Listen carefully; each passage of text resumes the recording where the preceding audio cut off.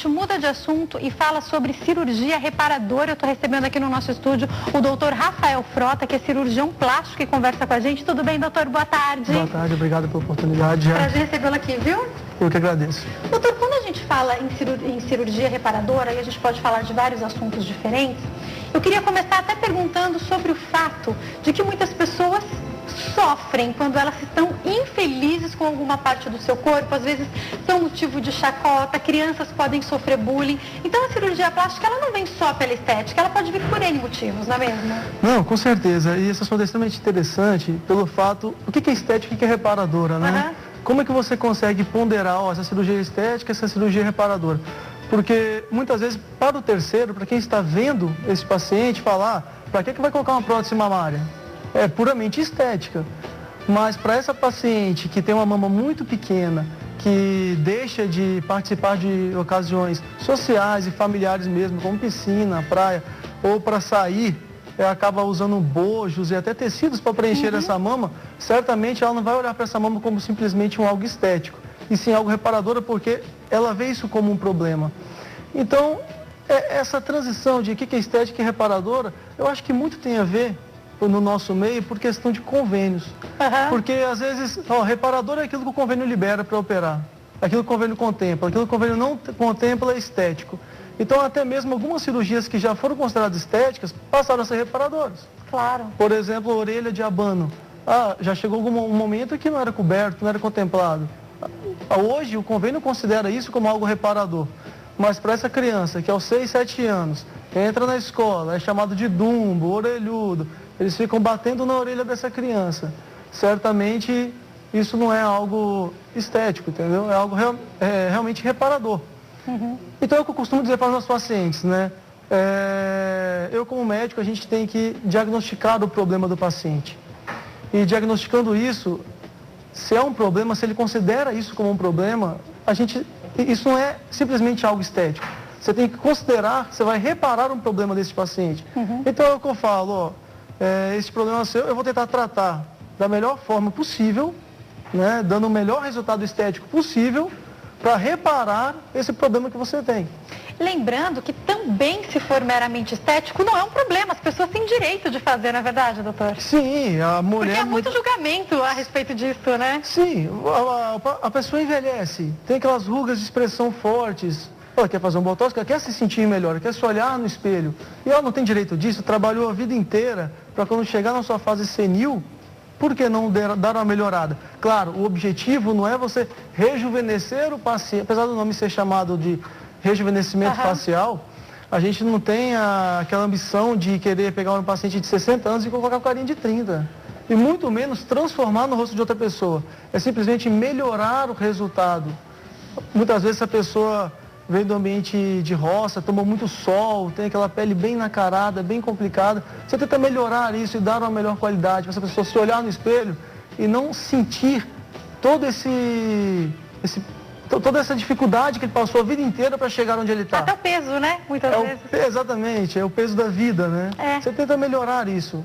E você sabe, doutora, a gente vai falar aqui, lógico, sobre cirurgia reparadora, mas eu quero até comentar um pouco sobre como o Brasil se comporta. A gente sabe que nós lideramos alguns rankings, e eu, como mulher, posso falar que se eu pegar uma foto minha de 20 anos e uma foto hoje, eu acho que eu sei me arrumar. Eu nunca fiz cirurgia plástica, mas eu entendo que eu sei me arrumar de uma maneira muito melhor, que valoriza muito mais os meus traços.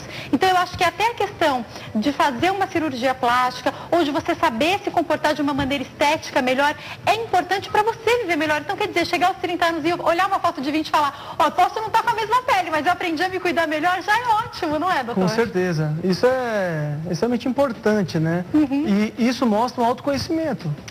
E porque muitas vezes há algo em você que não te incomoda, mas que incomoda as pessoas. E se você não tem que operar porque incomoda as pessoas, tem que operar algo que te incomoda, entendeu? Que faz você tem que modificar isso. Você, né? Então, às vezes, com a maquiagem, você corrigiu aquela suposta deformidade que você considerava previamente. Por que você vai passar por um procedimento um pouco mais invasivo? para isso. Sem dúvida. Acho que não faz Mas parte. existem muitas situações em que é necessário a cirurgia plástica. Eu conheço muitas pessoas, doutor, que fizeram cirurgia no nariz, cirurgia na orelha, abdominoplastia. Eu conheço mulheres que me contavam que tinham um problema na sua vida sexual com o marido por conta dos seios e conseguiram resolver até isso. Então, é uma questão estética? Pode ser também, mas eu acho que vai muito além disso e eu queria te perguntar, começar te perguntando, doutor, o principal motivo de nós liderarmos algum ranking, qual é, na sua opinião? Primeira coisa, né? Cirurgia plástica, ou a escola brasileira ou a escola americana, né? Nós somos famosos internacionalmente pela qualidade da cirurgia plástica no país. Talvez isso ajude muito, porque vem muita gente de fora operar aqui com a gente. Uhum. E um outro fator é que, além da qualidade, né, do cirurgião plástico brasileiro, é a própria mídia. O que coloca como bonito ou não. Se a gente vê há muito tempo atrás, a mulher gordinha era um padrão de beleza, porque naquela época, para ser gordinho, você tinha que ter uma vida nobre, você tinha que ter dinheiro ou uma moeda característica para comprar alimento. Então, o gordinho era sinal de nobreza. Hoje já mudou tanto que Botero, os quadros de Botero são mulheres gordinhas, né? Hoje não, o padrão de beleza mudou e tem mudado constantemente. Você tem o perfil slim fit, você tem aquele perfil ultra esportista que é totalmente seca. Então, algumas pessoas acham isso esteticamente bonito, outras não. Outras acham que a mulher começa a aparecer com o corpo masculinizado. Mas tem gente que acha isso bonito. E a mídia influencia muito isso. Isso é até pessoal, né? Porque se a gente conversa com muitas mulheres, a maioria das mulheres acha bonita a mulher bem magra. Os homens já não gostam da mulher tão magra assim. Isso é pessoal, né? É o que eu costumo dizer para paciente, viu, Jaque? A gordura é o que dá beleza na mulher. Ela só tem que estar no lugar certo e na quantidade adequada. Né? Ela estando fora dos padrões, aí vai incomodá-la, porque ela vai sair desse padrão que é tido como bonito. E o padrão de beleza feminino brasileiro realmente é um padrão, né? Reconhecido mundialmente. A brasileira tem aquele contorno, aquela cintura, aquele glúteo, aquele peito. Talvez da miscigenação, né? A mistura com o negro, dá um corpo realmente um pouco mais bonito, né? A gente sabe que as brasileiras têm um corpo mais bonito, a gente ganha em relação às outras, né? Com isso certeza, é um fato, né? Isso é um fato. Agora, em se tratando de cirurgia reparadora, por exemplo, uma coisa preocupante, e isso é extremamente importante para os telespectadores, né? Ponderar, a partir do momento que você fez um diagnóstico do seu problema e que você opta pelo procedimento, tem que ter consciência que é o seu corpo, né, que está em jogo. E uma vez que está cortado, feito o procedimento, essa cicatriz você vai carregar o resto da sua vida. Então, tem que se escolher, além de um hospital decente, um cirurgião, uma equipe adequada. O que acontece bastante? Às vezes por questão de reserva de mercado, às vezes por questão de querer conquistar uma fatia do mercado que você não tem prática para isso. Muitos não especialistas, muitos médicos generalistas ou de outras especialidades, devido ao fato do convênio não autorizar cirurgias, considerando elas como estéticas, então essas cirurgias entram particulares. Então eles veem uma oportunidade de abraçar esse nicho. Então são outros colegas médicos tentando fazer cirurgias plásticas. Doutor, como a gente sem ter a formação. Como a gente está agora ao vivo para todo o Brasil e até fora do Brasil, a gente quer te perguntar o que fazer. Então, qual o primeiro passo na hora de escolher um cirurgião? O que eu tenho que olhar? É importante, às vezes, ir em mais do que um? Conta pra gente. Com certeza. O primeiro passo é você optou por sua cirurgia, você fazer uma pesquisa. Encontrou alguns cirurgiões, entre no site da Sociedade Brasileira de Cirurgia Plástica. Veja se ele realmente é um membro especialista. Ele sendo um membro especialista, você tem a garantia que esse cirurgião plástico tem pelo menos 11 a 12 anos de formação. Além dos 6 de medicina, 2 de geral, 3 ou 4 de plástica. Então você tem essa garantia. A partir disso, você já exclui alguns outros. Perfeito. Aí você vai pesquisar por pessoas que já operaram com ele, hospitais que ele trabalha. Por exemplo, tem hospitais que a gente conhece muito bem, que são idôneos, não só em São Paulo, mas na América Latina. Tipo, vale citar o Einstein, o Ciro, hospitais idôneos. Eles não aceitam outras especialidades que façam cirurgias plásticas. Então, se você opta por um hospital desse, você já sabe que está ali com uma certa segurança. É algo a mais. Ou se esse cirurgião opera e é médico de um hospital deste, certamente este hospital, antes de colocá-lo nessa posição, ele já fez um nivelamento desse profissional, até porque se se acontece algum problema com uma paciente do médico dentro de um hospital como o Albert Einstein, por exemplo, não vai sair na matéria o paciente do doutor fulano, não vai sair. Paciente morre no hospital tal. Claro. De tão forte que é o nome. O hospital preza por isso. Então esses hospitais são idôneos e eles zelam por isso. Então é algo a mais. E depois você vai vendo resultados, passe por ele, veja se ele te passa segurança, se ele te passa confiança. Às vezes você chega no profissional, que aí tem que ver o caráter dele ou não, você quer operar o nariz, que é o seu nariz que te incomoda, não é o seu seio.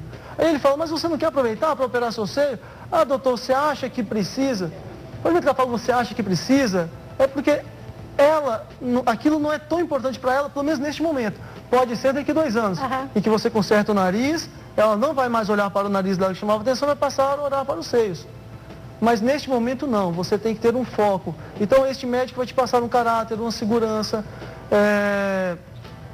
Ele tem uma equipe ao redor dele, de anestesista, auxiliar, instrumentadora. Enfim, você se sentindo segura com esse profissional, você já tem uma referência. Não custa nada você pedir uma segunda opinião. Peça uma segunda opinião. Você vai ver a cautela, o zelo deste profissional, não como cirurgião plástico, mas como médico, com uma atenção que ele vai te dar, porque qualquer procedimento pode complicar. Mesmo que não seja um erro. E complicando esse procedimento, esse profissional vai ter que, em outras palavras, casar com você. Vai ter que te pegar num colo. Ele vai ter que ter um zelo, um cuidado por você. Ele vai ter que ir até o fim para reduzir este dano. Tem profissional que não tem experiência para isso. Teve uma complicação, mas isso pode acontecer e perde o que a gente chama de relação médico-paciente. Então, naquele profissional que você já sabe que ele é um especialista pela sociedade brasileira, você sabe que ele opera em hospitais decentes, idôneos, você gostou da consulta dele, te passou segurança, você conhece pacientes que já operaram com ele ou por outros perfis, você sabe que ele é uma pessoa idônea. Eu acho que é o primeiro passo para você começar a planejar esse procedimento seu cirúrgico. O senhor acaba de usar a palavra planejar. Eu acho que vale falar que cirurgia plástica não é maquiagem que você passa e tira. Você tem que planejar, tem que ter certeza do que você está fazendo, né? Isso é extremamente importante. Pegando esse gancho de não especialista fazendo plástico, não foi a Sociedade Brasileira, mas o CRM de São Paulo, né, que é o Conselho Regional de Medicina, eles fizeram uma pesquisa, pegaram todos os processos, se eu não me engano, de 2001 a 2009, todos os médicos processados relacionados à cirurgia plástica ou estética. Qual foi o resultado? 98% dos médicos processados eram não especialistas. O número é muito grande. Explicado, né? 98%. Quase todos. É um anestesista fazendo lipo, é um cirurgião geral fazendo abdômen. Complica, e ele não tem formação para isso. Ele não sabe lidar a partir dali numa complicação, né? Exatamente, ele não tem a formação. Gente, pode acontecer na mão do melhor médico, só que o melhor médico vai saber como proceder. E chega um momento que você fala, o que foi complicação, o que foi erro? Porque ele não tem, ele está negligenciando, ele está sendo imprudente. Ele está caindo nos preceitos da medicina. Doutor, eu até te pergunto agora, para algumas especialidades, para algumas cirurgias, pode ser feito em clínica ou sempre é bom ser feito em hospital quando a gente fala de plástico? Isso é uma excelente pergunta. Se você vai tirar uma pinta, por exemplo, um nevus, você não precisa ter uma estrutura, um carrinho de anestesia, uma estrutura hospitalar para você retirar um nevus. Desde que você tenha um bisturi elétrico, anestesia local, o paciente não tenha riscos, é jovem como você, não toma remédio nenhum, não há problema. É como se você tivesse feito um corte no braço e vai ao pronto-socorro suturar. Se tirar uma pinta, é exatamente isso. Você vai tirar, vai estar com o corte aberto e vai ser suturado ou costurado. Agora, a paciente que vai fazer uma lipoaspiração, uma abdominoplastia, ela tem outros riscos. Ela vai espoliar a saúde dela. A lipoaspiração é como se fosse um trauma, dá uma reação inflamatória intensa, como se fosse uma queimadura. Além dos outros riscos. Claro, o risco de lipoaspiração, que todo mundo tem muito medo, cai nesses 98%, certo? Desde que você faça com um profissional adequado, se você tem capacidade de tirar 3 litros de gordura, ele não vai querer tirar 10 de você, porque ele sabe que vai estar te causando um dano. Agora, voltando à estrutura, você vai operar nesse paciente numa estrutura hospitalar, porque se ela tiver um TEP, que é um tromboembolismo, qualquer outra complicação, você tem uma retaguarda de UTI. Em primeiro caso, você tem como médico, você tem que pensar no paciente. Você não pode ser imprudente achando que tudo vai dar certo. Geralmente tudo dá certo.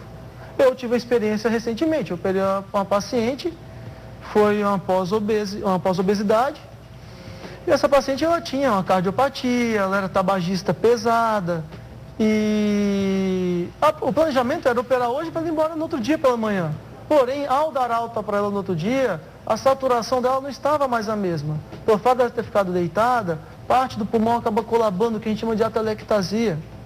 E ela que já não tinha uma reserva pulmonar importante por conta do próprio cigarro, já tinha doença pulmonar obstrutiva, ela sentiu mais esse dano. Então ela teve que ficar internada mais 2 dias até que melhoraram os padrões, ela saturou bem. Agora sim, você pode ir embora com segurança. E de repente mandar ela embora no momento errado, podia gravar alguma coisa, né? Sim, ela poderia ter uma complicação séria. Ela está saturando mal, ela pode desmaiar, perder a consciência em casa e ter um derrame, enfim, qualquer outro problema desse.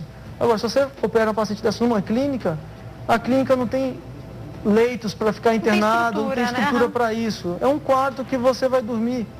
Então, há cirurgias e cirurgias. Esse dado que eu falei sobre complicações está relacionado à área médica.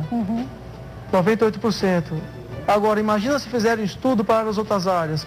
Farmacêuticos, esteticistas, dentistas, fazendo cirurgias plásticas. Infelizmente, então, é complicado. E o paciente às vezes procura um preço porque não está no orçamento dele. Era isso que eu ia falar também. Cuidado com preços muito diferentes. Por este preço, pelo preço que ela operaria num lugar adequado, ela operaria o abdômen.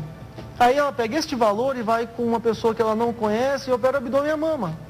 E ela pode estar fazendo a pior tragédia da vida dela. Alguma coisa errada tem. Ainda mais algo tão sério, uma coisa muito barata, tem que ter alguma coisa errada. Aí, Jade, não existe milagre, né? Você imagina que uma cirurgia plástica, ela não é para ser barata.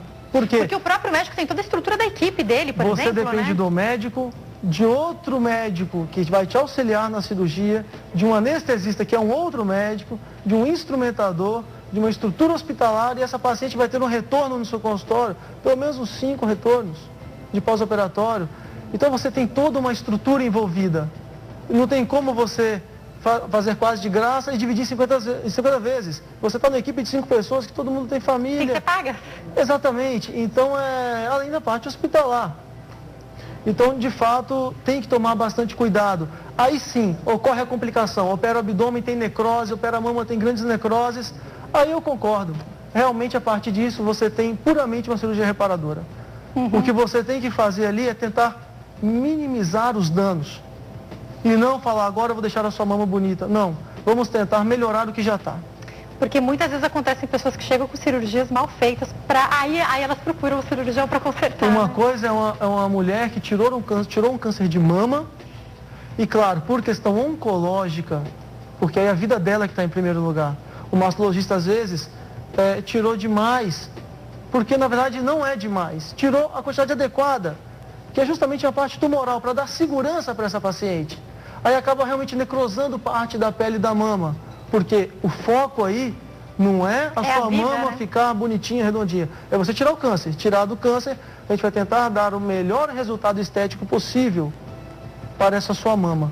Doutora, a gente tem que caminhar para o fim do bate-papo, mas eu queria fazer uma pergunta que eu acho importante. No caso das cirurgias reparadoras, tem uma faixa etária em que já dá para fazer? Eu estou pensando em crianças com orelha de abano, com problemas no nariz, meninas ali com seus 16, 17 anos que já querem colocar mama, dá para fazer isso? Perfeito. A gente não pode passar por cima da natureza, né? Então, quer dizer, você não vai fazer uma rinoplastia numa criança de 5 anos. A formação da face dela não está bem formada ainda. Agora, a partir dos 15, 16 anos, ela já tem essa consistência da face dela, você já pode operar. Assim como a mama. Se você pegar uma criança de 10 anos, ninguém com 10 anos tem mama. Porém, quando ela começou a menstruar, ela já chegou na fase dos 15, 16... Você pergunta ao paciente, a sua mama está aumentando? Doutor, do ano passado para cá ela está aumentando. Então você aguarda mais. Não, ela não aumenta mais. Ela já está estabilizada. Isso pode acontecer com 16, mas pode acontecer com 18. Você opera a paciente neste momento. Orelha de abano. De fato, quando o paciente já está com 6, 7 anos, já é basicamente o formato da orelha. Às vezes até um pouco antes. Porém, nós somos médicos. A gente não tem que indicar a cirurgia para o paciente. E orelha de abano é algo interessante porque os pais muitas vezes vem ao consultório com uma criança de 3 anos. Doutor, a orelha dele me incomoda. Calma, mas não incomoda ele ainda. Então, assim, a gente acaba aguardando esse paciente entrar na fase escolar, Então, geralmente, a orelha de abano a gente acaba operando com 6 anos, 7 anos, mais ou menos nessa fase. É super tranquilo, geralmente, né? De orelha de abano, com certeza. Mas nessa fase, como é criança, você não consegue fazer com anestesia local. Um adulto, você consegue até fazer com anestesia local ou com uma sedação leve. De repente, vale a pena esperar um pouquinho, né? Criança, a gente tem que fazer com anestesia geral, até porque ela pode mexer e atrapalhar todo o procedimento. Então, se puder esperar a partir dos 15, 16 anos é ideal, com uma conversa do médico, porque daí ele vai saber se está na hora dependendo ou não, né? do grau, porque às vezes com 6, 7 anos é tão avançado o grau de orelha de abano que ela vai ser chamada ela de já está bullying, sofrendo vai tanto, sofrer às vezes, bullying. na escola. Então você já resolve esse problema. Pode causar um trauma, né? Eu queria ficar aqui, dava para fazer muitas perguntas ainda seguindo esse assunto, mas então eu convido o doutor para voltar. Muito obrigada, viu? Quem quiser entrar em contato, o telefone 0 operadora 11 2151 8709 e tem o site www.drrafaelfrota.com.br. Tem o Instagram também do doutor, que é @drrafaelfrota. Uma ótima tarde. Eu que agradeço, Jaque. Mais uma vez, obrigada. Eu vou para um break, daqui a pouquinho eu estou de volta.